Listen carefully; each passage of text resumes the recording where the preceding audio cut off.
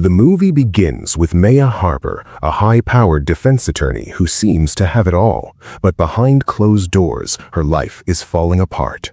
Her husband, Cal, is an unemployed addict who has been unfaithful, and her mother-in-law, Azalea, treats her like an outsider while faking a terminal illness to keep the family under her thumb.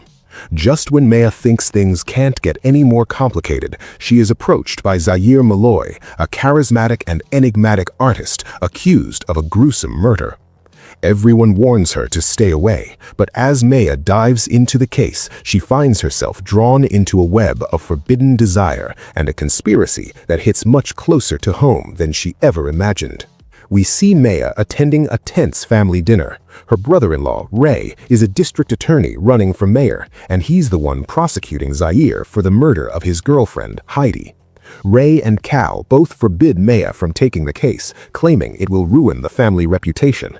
However, Maya is tired of being controlled. She meets Zaire in his atmospheric art studio, and the chemistry is instant. Zaire is seductive and confident, insisting he's being framed. He tells Maya that Heidi simply vanished, but the evidence against him is damning. Blood was found in his apartment, and skull fragments were allegedly discovered hidden inside one of his paintings. Despite the risks, Maya decides to represent him, sparked by a mix of professional ambition and a growing, dangerous attraction to her client. As the investigation continues, the lines between lawyer and client begin to blur.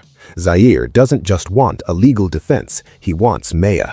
He takes her to an underground sex club and constantly challenges her professional ethics with his suggestive comments. Maya tries to remain objective, but when she discovers Cal is still seeing his ex-girlfriend, her restraint snaps. In one of the film's most intense scenes, Maya returns to Zaire's studio. Surrounded by canvases and neon lights, the two engage in a passionate encounter, literally painting each other's bodies in a display of artistic and romantic surrender. For a moment, Maya feels she has found someone who truly sees her, but the morning after brings a cold reality. She discovers a hidden room filled with paintings of other women, all of whom Zaire has seduced using the exact same artistic techniques. Feeling used and guilty, Maya tells Cal the truth about her affair. To clear her head, she flees to the Dominican Republic. But while she's there, the movie takes a shocking turn. While walking through her hotel, Maya spots a maid who looks exactly like Heidi, the woman Zaire supposedly murdered. Maya realizes that Zaire was telling the truth. He didn't kill anyone, but if Heidi is alive, who framed him? Maya calls Ray to tell him the news, not realizing she is walking straight into a trap. Ray tells her to come back to his house immediately so they can handle it.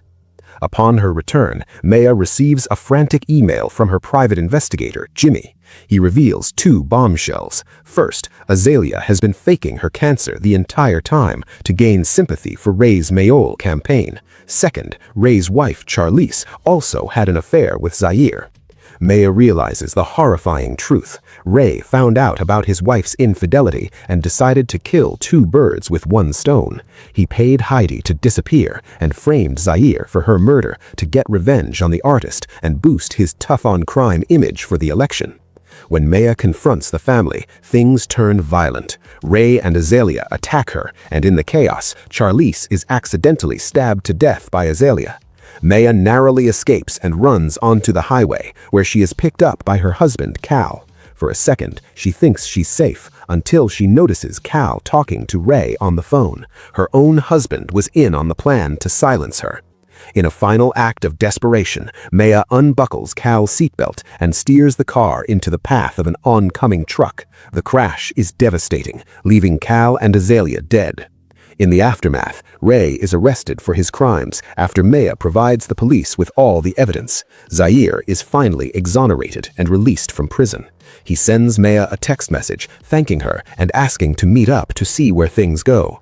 Maya looks at the phone, reflecting on the mea culpa, the my fault realization that her own desires led her into this nightmare. Instead of replying, she throws her phone into a trash can and walks away alone, finally choosing herself over the toxic men in her life. And that's the end of the movie. What did you think of the twists? Was Zaire really innocent, or was he just as manipulative as the rest? Let us know in the comments, and don't forget to like and subscribe for more movie recaps. See you next time.